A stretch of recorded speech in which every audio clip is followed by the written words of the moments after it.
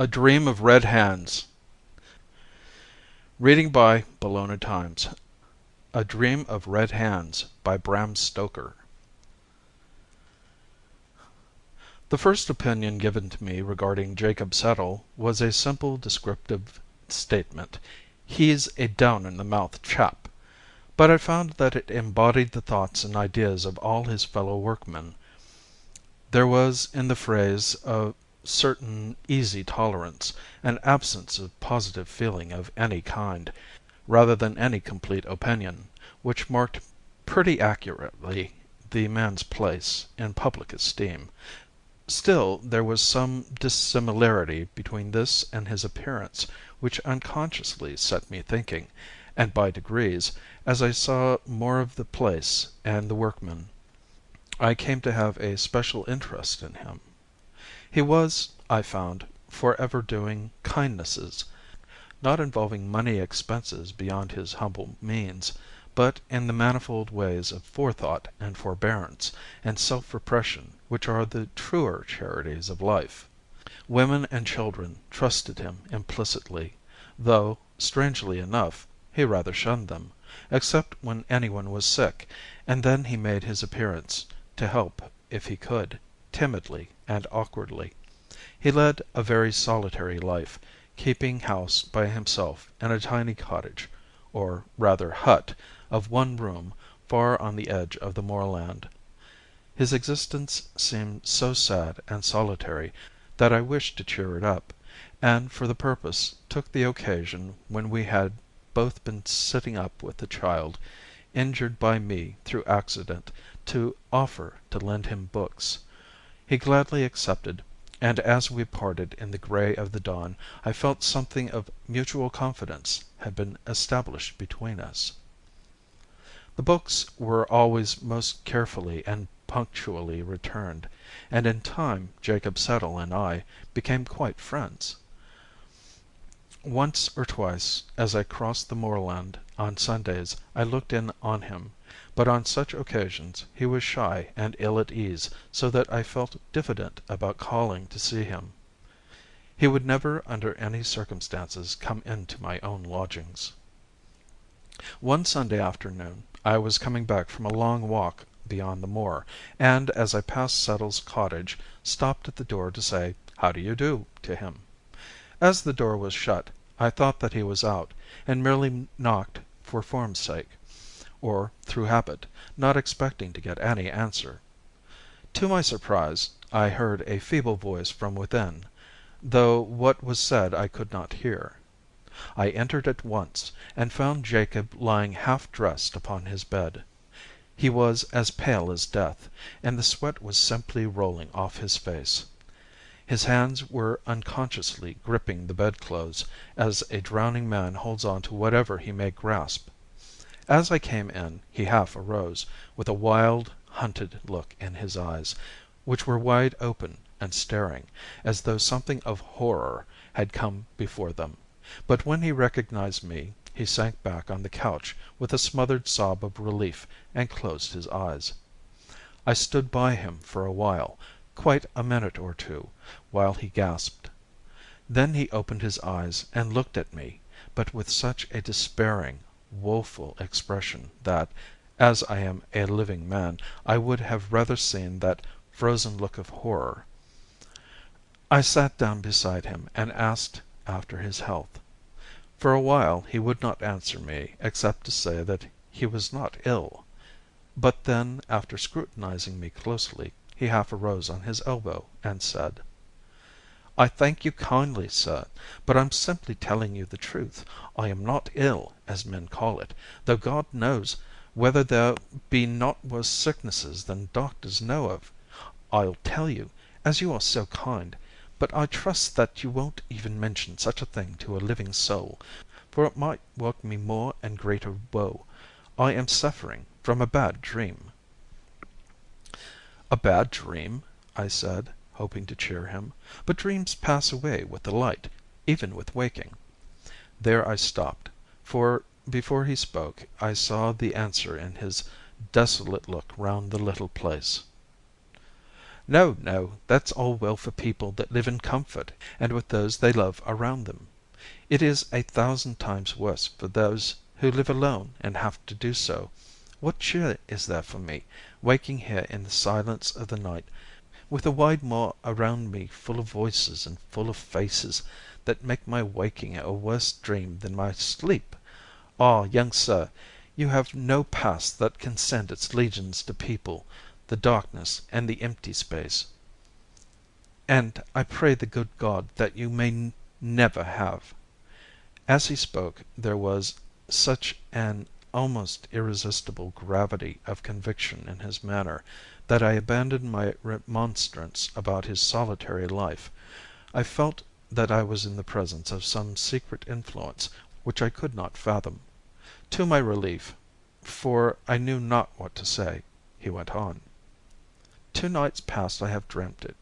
It was hard enough the first night, but I came through it. Last night the expectation was in itself almost worse than the dream, until the dream came, and then it swept away every remembrance of lesser pain.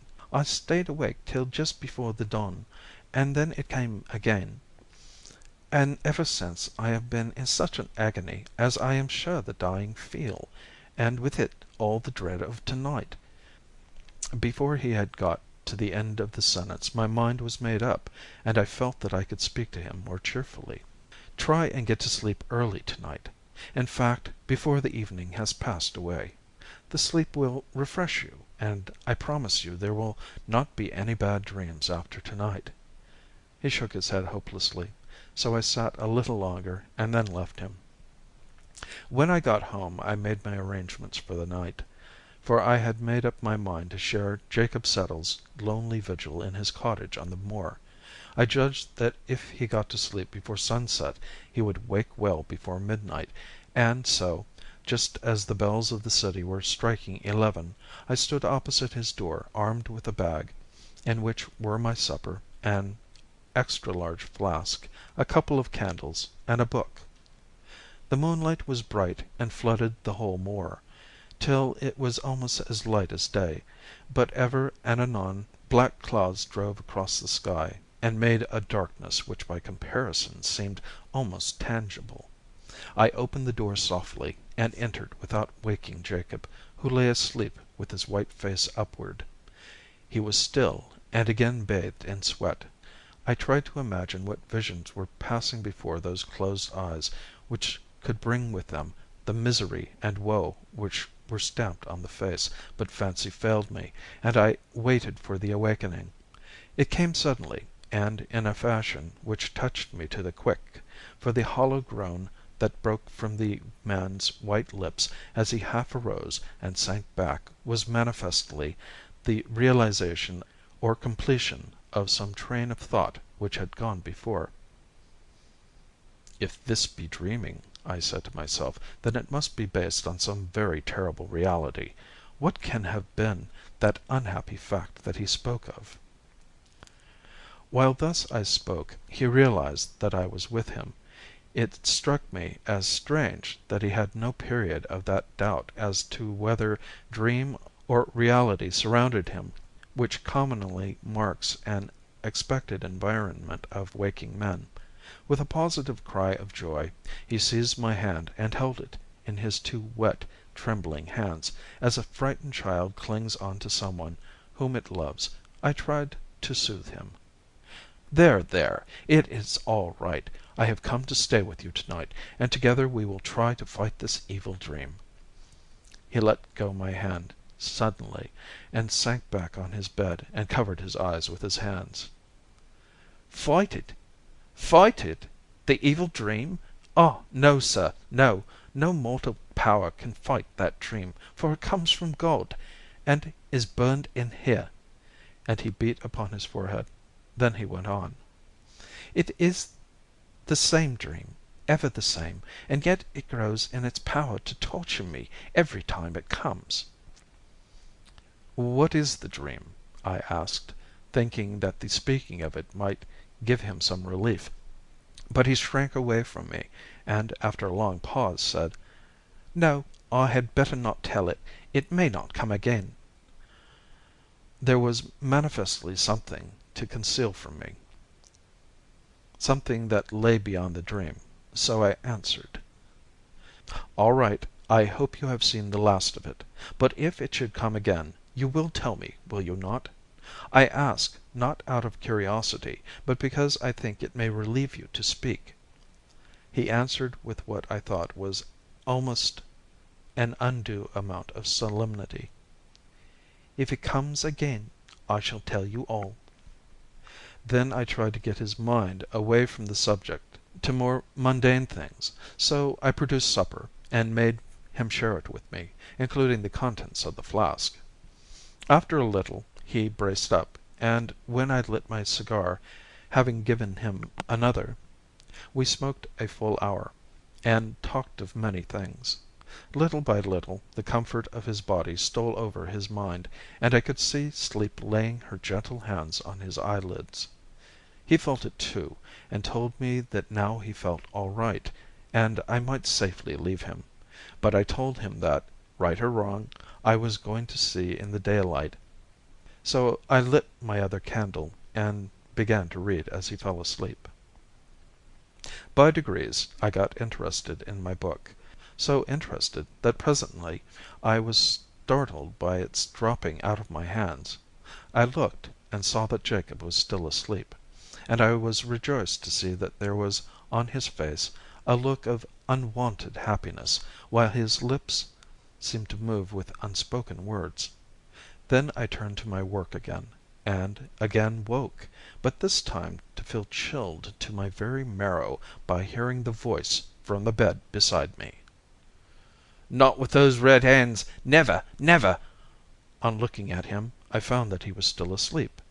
He woke, however, in an instant, and did not seem surprised to see me. There was again that strange apathy as to his surroundings. Then I said: "Settle. Tell me your dream. You may speak freely, for I shall hold your confidence sacred. While we both live I shall never mention what you may choose to tell me." He replied: "I said I would, but I had better tell you first what goes before the dream, that you may understand. I was a schoolmaster when I was a very young man. It was only a parish school in a little village in the West Country. No need to mention any names. Better not. I was engaged to be married to a young girl who I loved and almost reverenced. It was the old story. While we were waiting for the time when we could afford to set up house together, another man came along. He was nearly as young as I was, and handsome, and a gentleman, with all a gentleman's attractive ways for a woman of our class. He would go fishing, and she would meet him while I was at my work in school. I reasoned with her, and implored her to give him up. I offered to get married at once, and go away and begin the world in a strange country. But she would not listen to anything I could say, and I could see that she was infatuated with him. Then I took it on myself to meet the man, and ask him to deal well with the girl, for I thought he might mean honestly by her, so that there might be no talk or chance of talk on the part of others. I went where I should meet him, with none by, and we met." Here Jacob Settle had to pause, for something seemed to rise in his throat, and he almost gasped for breath. Then he went on: "Sir, as God is above us, there was no selfish thought in my heart that day. I loved my pretty Mabel too well to be content with a part of her love, and I had thought of my own unhappiness too often not to have come to realize that, whatever might come to her, my hope was gone. He was insolent to me. You, sir, who are a gentleman, cannot know perhaps how galling can be the insolence of one who is above you in station. But I bore with that. I implored him well with the girl, for what might be only a pastime of an idle hour with him might be the breaking of her heart. For I never had a thought of her truth, or that the worst of harm could come to her. It was only the unhappiness to her heart I feared. But when I asked him when he intended to marry her, His laughter galled me so that I lost my temper and told him that I would not stand by and see her life made unhappy. Then he grew angry too, and in his anger said such cruel things of her that then and there I swore he should not live to do her harm. God knows how it came about, for in such moments of passion it is hard to remember the steps from a word to a blow, but I found myself standing over his dead body, with my hands crimson with the blood that welled from his torn throat. We were alone, and he was a stranger, with none of his kin to seek for him, and murder does not always out. Not all at once. His bones may be whitening still, for all I know, in the pool of the river where I left him. No one suspected his absence, or why it was, except my poor Mabel, and she dared not speak. But it was all in vain, for when I came back again after an absence of months, for I could not live in the place, I learned that her shame had come, and that she had died in it. Hitherto I had been borne up by the thought that my ill deed had saved her future, but now, when I learned that I had been too late, and that my poor love was smirched with that man's sin, I fled away with the sense of my useless guilt upon me more heavily than I could bear. Ah, sir, you that have not done such a sin don't know what it is to carry it with you. You may think that custom makes it easy to you, but it is not so. It grows and grows with every hour, till it becomes intolerable, and with it growing, too, the feeling that you must for ever stand outside heaven. You don't know what it means, and I pray God that you never may. Ordinary men, to whom all things are possible, don't often, if ever, think of heaven. It is a name, and nothing more, and they are content to wait and let things be, but to those who are doomed to be shut out for ever, you cannot think what it means, you cannot guess or measure the terrible, endless longing to see the gates opened and to be able to join the white figures within. And this brings me to my dream. It seemed that the portal was before me, with great gates of massive steel with bars of the thickness of a mast rising to the very clouds, and so close that between them was just a glimpse of a crystal grotto, on whose shining walls were figured many white-clad forms, with faces radiant with joy. When I stood before the gate my heart and soul were so full of rapture and longing that I forgot. And there stood at the gate two mighty angels with sweeping wings, and oh, so stern of countenance! They held each in one hand a flaming sword, and in the other the latchet, which moved to and fro at the lightest touch. Near were figures all draped in black, with heads covered so that only the eyes were seen, and they handed to each who came white garments such as the angels wear. A low murmur came that told that all should put on their own robes, and without soil, or the angels would not pass them in, but would smite them down with the flaming swords. I was eager to don my own garment, and hurriedly threw it over me, and stepped swiftly to the gate. But it moved not, and the angels, loosing the latchet, pointed to my dress. I looked down, and was aghast, for the whole robe was smeared with blood. My hands were red; they glittered with the blood that dripped from them, as on that day by the river bank. And then the angels raised the flaming swords to smite me down, and the horror was complete. I awoke. Again, and again, and again, that awful dream comes to me. I never learn from the experience, I never remember, but at the beginning the hope is ever there to make the end more appalling, and I know that the dream does not come out of the common darkness where the dreams abide, but that it is sent from God as a punishment. Never, never shall I be able to pass the gate, for the soil on the angel garments must ever come from these bloody hands." I listened as in a spell as Jacob Settle spoke. There was something so far away in the tone of his voice, something so dreamy and mystic in the eyes that looked as if through me at some spirit beyond. something so lofty in his very diction, and in such marked contrast to his work-worn clothes and his poor surroundings, that I wondered if the whole thing were not a dream. We were both silent for a long time. I kept looking at the man before me in growing wonderment. Now that his confession had been made, his soul, which had been crushed to the very earth, seemed to leap back again to uprightness with some resilient force. I suppose I ought to have been horrified with his story, but, strange to say, I was not. It certainly is not pleasant to be made the recipient of the confidence of a murderer, but this poor fellow seemed to have had not only so much provocation, but so much self-denying purpose in his deed of blood that I did not feel called upon to pass judgment upon him. My purpose was to comfort, so I spoke out with what calmness I could, for my heart was beating fast and heavily. "You need not despair, Jacob Settle. God is very good, and his mercy is great. Live on and work on in the hope that some day you may feel that you have atoned for the past." Here I paused, for I could see that deep, natural sleep, this time, was creeping upon him. "Go to sleep," I said. "I shall watch with you here, and we shall have no more evil dreams tonight." He made an effort to pull himself together, and answered: "I don't know how to thank you for your goodness to me this night, but I think you had best leave me now. I'll try and sleep this out. I feel a weight off my mind since I have told you all.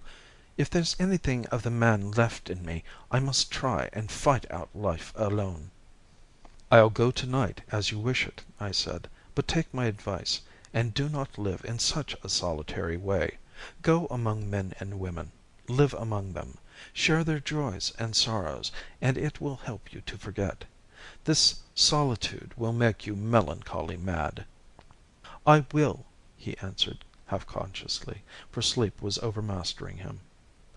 I turned to go, and he looked after me. When I had touched the latch, I dropped it, and, coming back to the bed, held out my hand. He grasped it with both his as he rose to a sitting posture, and I said my good night, trying to cheer him. "Heart, man, heart. There is work in this world for you to do, Jacob Settle. You can wear those white robes yet, and pass through that gate of steel." Then I left him. A week after, I found his cottage deserted, and on asking at the works was told that he had "gone north," no one exactly knew whither. 2 years afterwards I was staying for a few days with my friend Dr. Munro in Glasgow. He was a busy man, and could not spare much time for going about with me, so I spent my days in excursions to the Trossachs and Loch Katrine and down the Clyde. On the second last evening of my stay I came back somewhat later than I had arranged, but found that my host was late too. The maid told me that he had been sent for to the hospital, a case of accident at the gasworks, and the dinner was postponed an hour, so telling her I would stroll down to find her master and walk back with him, I went out. At the hospital I found him washing his hands preparatory to starting for home. Casually I asked him what his case was. "Oh, the usual thing. A rotten rope, and men's lives of no account. 2 men were working in a gasometer when the rope that held their scaffolding broke. It must have occurred just before the dinner hour, for no one noticed their absence till the men had returned. There was about 7 feet of water in the gasometer, so they had a hard fight for it, poor fellows. However, one of them was alive, just alive, but we have had a hard job to pull him through. It seems that he owes his life to his mate, for I have never heard of greater heroism. They swam together while their strength lasted, but at the end they were so done up that even the lights above and the men slung with ropes, coming down to help them, could not keep them up. But one of them stood on the bottom and held up his comrade over his head, and those few breaths made all the difference between life and death. They were a shocking sight when they were taken out, for that water is like a purple dye with the gas and the tar. The man upstairs looked as if he had been washed in blood. Ugh!" "And the other?" "Oh, he's worse still, but he must have been a very noble fellow. That struggle under the water must have been fearful. One can see that by the way the blood has been drawn from the extremities. It makes the idea of the stigmata possible to look at him. Resolution like this could, you would think, do anything in the world. Ay, it might almost unbar the gates of heaven. Look here, old man, it is not a very pleasant sight, especially just before dinner. But you are a writer, and this is an odd case. Here is something you would not like to miss, for in all human probability you will never see anything like it again." While he was speaking he had brought me into the mortuary of the hospital. On the bier lay a body covered with a white sheet, which was wrapped close around it. "Looks like a chrysalis, don't it?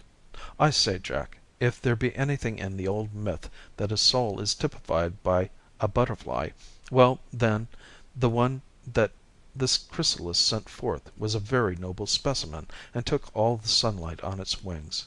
See here." He uncovered the face. Horrible, indeed it looked, as though stained with blood, but I knew him at once. Jacob Settle. My friend pulled the winding sheet further down.